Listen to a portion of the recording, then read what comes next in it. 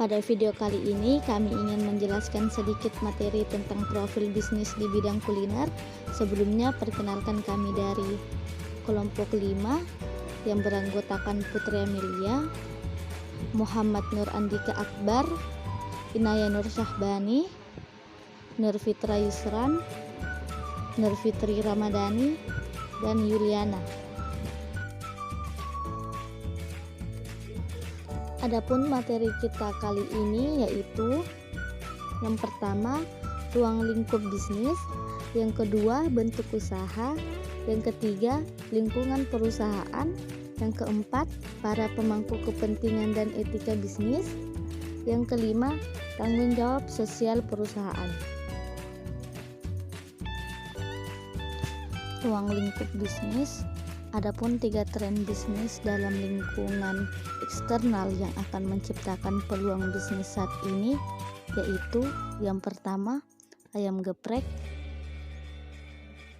yang kedua Oreo dessert box, yang ketiga topoki.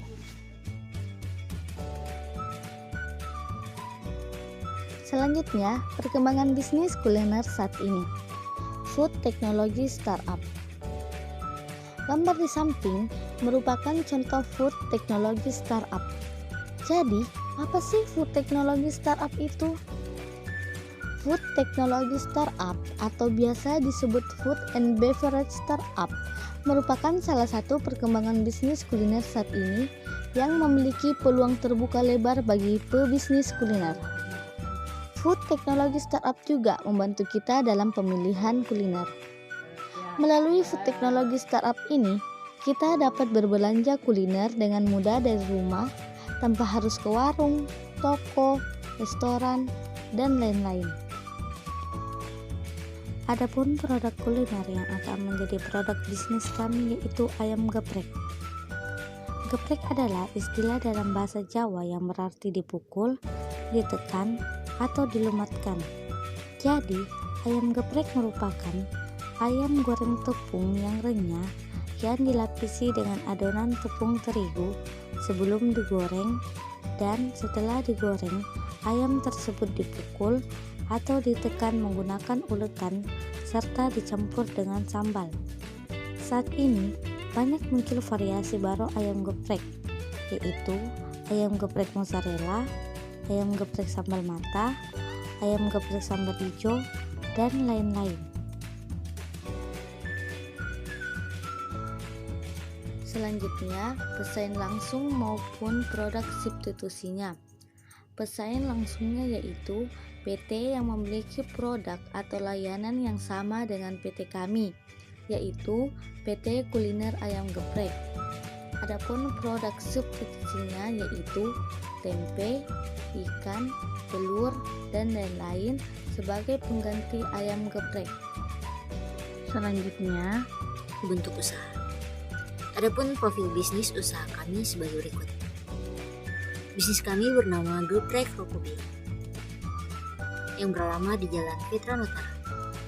Bisnis ini dilatar belakangi dengan adanya mata kuliah pengantar bisnis dan manajemen yang membahas mengenai bisnis, dan juga kami melihat adanya peluang bisnis yang cukup baik di bidang ini. Adapun visi kami ialah menghasilkan produk yang lezat dan berkualitas. Misi kami yaitu memberikan pelayanan terbaik kepada para konsumen, menyajikan geprek yang berkualitas tinggi dengan berbagai macam kandungan vitamin serta gizi, dan juga menyediakan berbagai macam variasi geprek yang dapat dinikmati kapanpun dan dimanapun. Deskripsi produk dan keunggulan kompetitifnya. Produk yang kami tawarkan ialah ayam geprek dengan bahan dasar ayam dengan ukuran yang cukup besar, di mana produk ini memiliki keunggulan utama yaitu harga yang terjangkau dengan penggunaan bahan dasar yang berkualitas serta ukurannya yang besar.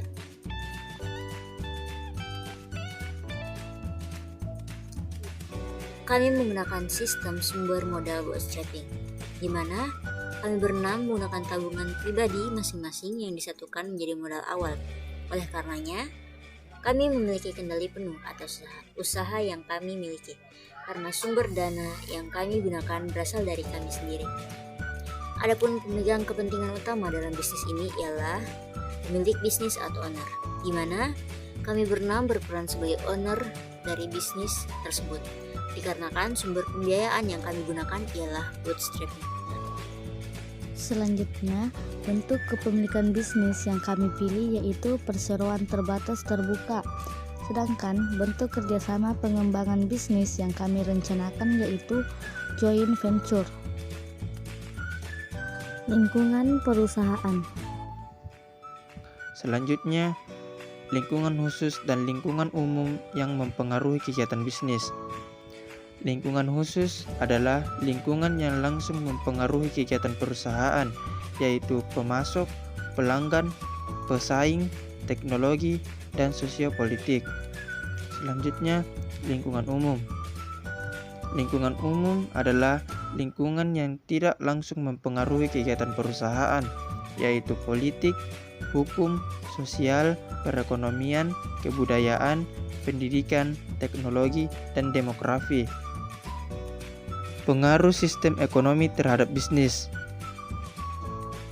Kondisi ekonomi memiliki dampak yang kuat terhadap kinerja dari setiap bisnis karena dapat mempengaruhi pendapatan atau beban dari bisnis tersebut. Ketika perekonomian kuat, tingkat lapangan kerja tinggi, dan kompensasi yang dibayarkan kepada karyawan juga tinggi. Selanjutnya, cara mengenali pesaing, yaitu mengetahui siapa saja pesaing usaha kami, mempelajari produk dan layanan yang ditawarkan oleh pesaing, mempelajari strategi penjualan yang digunakan pesaing, menganalisis bagaimana pesaing memasarkan produk dan layanan, pelajari engagement. Selanjutnya, mengembangkan kompetitifnya, yaitu kenali dan bangun sumber daya inti yang dimiliki, membangun kemampuan operasional yang unik dan khusus, membangun norma perusahaan yang sesuai visi besar organisasi, miliki ragam pendekatan menghadapi perubahan eksternal, kenali kompetensi inti agar efisien dan efektif, kenali kekuatan dan kelemahan sumber daya operasional, temukan peluang pasar yang sesuai strategi kompetitif. Adapun strategi perusahaan, kami dapat berkecimpung dalam berbisnis internasional, yaitu pelajari regulasi dan persyaratan pasar yang berlaku, melakukan riset penjualan atau proses jual beli di pasar luar negeri, membuat perencanaan yang matang, membuat rencana yang matang sebelum dan setelah memasuki pasar, mengecek ulang legalitas bisnis, memilih jenis transportasi logistik yang tepat untuk pemasaran, menjalin komunikasi yang baik, metode pembayaran internasional, melakukan pencatatan pada satu transaksi yang terjadi. Para pemangku kepentingan dan etika bisnis.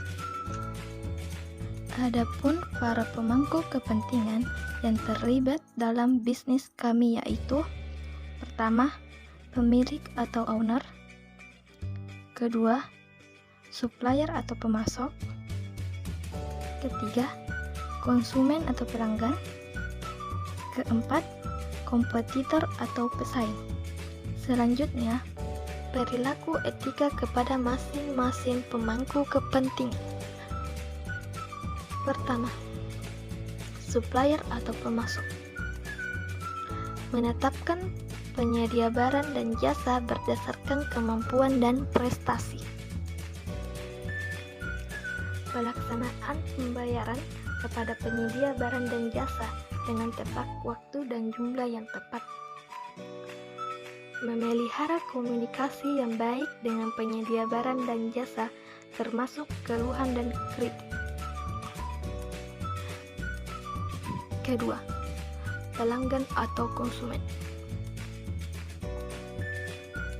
menjual produk sesuai dengan standar mutu yang telah ditetapkan,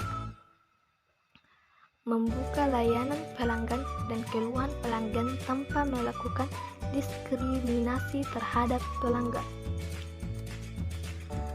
Melakukan promosi yang dilakukan secara sehat, jujur, tidak menyesatkan, serta diterima oleh norma-norma masyarakat. Ketiga, kompetitor atau pesaing. Melakukan riset pasar dan market intelligence untuk mengetahui posisi pesaing. Persaingan yang sehat dengan keunggulan produk dan layanan yang bermutu. Selanjutnya, tanggung jawab sosial perusahaan. Pun beberapa tanggung jawab sosial perusahaan yang akan kami terapkan ialah 1. Menyediakan produk yang berkualitas. 2. Memberikan harga produk yang adil dan wajar. Yang ketiga, menerima saran dan kritik dari konsumen. Yang keempat, meningkatkan kebijakan yang adil terhadap para pemangku kepentingan dan merangkul perdagangan yang adil. Yang kelima, penerapan kebijakan perusahaan dalam upaya meningkatkan atau memberikan manfaat bagi lingkungan, terutama dalam pengurangan limbah plastik dengan menggunakan kemasan produk yang ramah lingkungan.